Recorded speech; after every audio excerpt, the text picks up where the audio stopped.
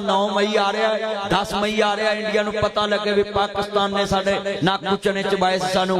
अगले दिन मैं विंग कमांडर जनाब सिकंदर साहब कोल उत्थे पंजाब रेंजर को गया और पंजाब रेंजर ने मैनू बड़ा प्रोटोकॉल दिता ते मैनू म्यूजियम दा दौरा कराया, शहीदां दीयां जगह चीज़ां विखाईयां, वर्दियां विखाईयां, शहीदां दे हथियार जनाबे आला सारे औजार इस्तेमाल जिहड़े उन्हां कीते काफरां दे खिलाफ ते ओह मैनू विखाए। मैं पंजाब रेंजर नूं सलूट करना है, मैं हुकूमत नूं ही कहांगा सारियां तो थोड़ियां तनखावां पंजाब रेंजर दीयां उन्होंने दुनिया च तुसीं कट्टिया है ना, उत्ते सिग्नल बार्डर ते आउण मच्छर पाइया पाइया ना जानू मानू ना गल हुंदी है।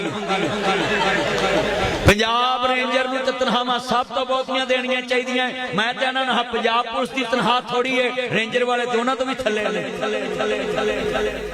ताला रेंजर वाले दी तनख्वाह ते मौलवियों तो भी बहुती होनी चाहिए। ओदी वजह उत्थे भाई सिग्नल कोई नहीं, पहले जिउंदे ही मरिया।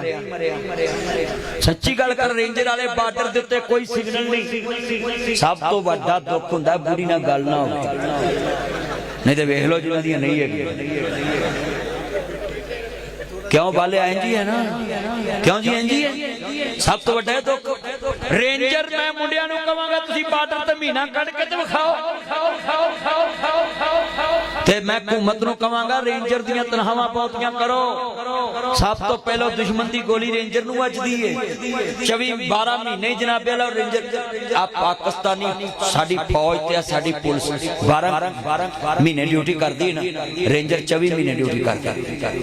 12 महीने दिन वाले ते 12 महीने रात वाले। बार्डर तो 1 मिनट भी पिछा हुंदा है, जरा को पिछा होना ना इधर आ जाना।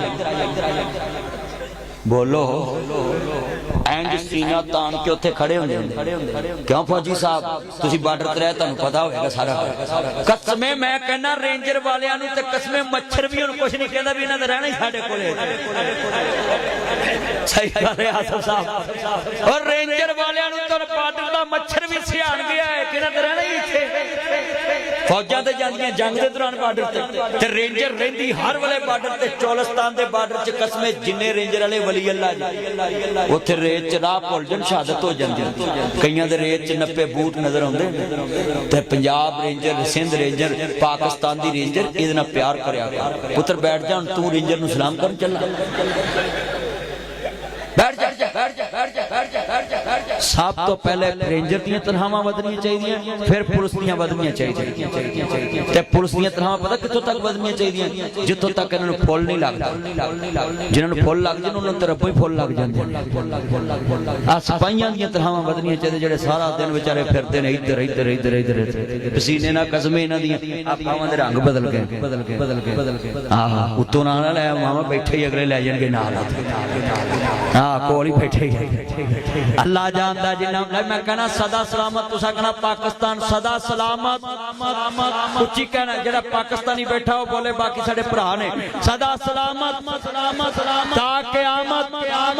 हां हुण शेर पढ़ना, हुण चस आ जाएगी, गल समझण वाली है। हजूर ने फरमाया कि नमाज पढ़नी है ते काफिर पढ़ नहीं देंदे, ले तुसा नाल पढ़ना है।